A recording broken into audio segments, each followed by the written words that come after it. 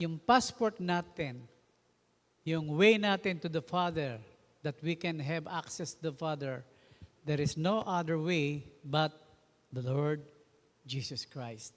Wala nang iba. Yan tayo ng karapatan upang makalapit sa Ama. We can now come to God sa pamamagitan ng iisang Espiritu. Nang dahil kay Kristo, tayong lahat ay makakalapit sa Ama. I am the way, the truth, and the life. No one comes to the Father except through me.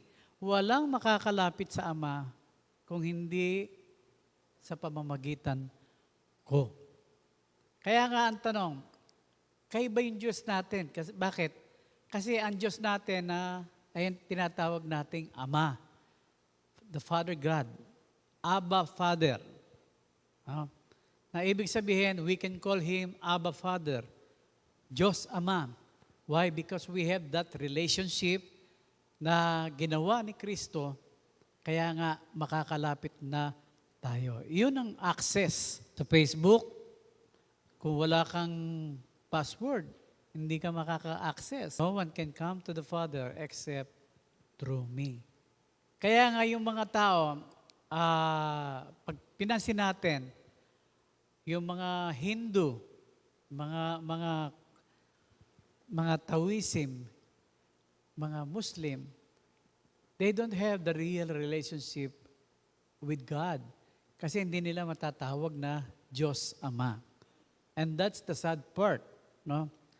May mga kaibigan tayo, nung nagtrabaho ako sa Bahrain, andon yung mga kaibigan ng mga Muslim, but they have a different knowledge about God. But sa atin, bilang mga Kristiyano, we have that access. Meron na tayong access. We know the password, and the password is the Lord Jesus Christ.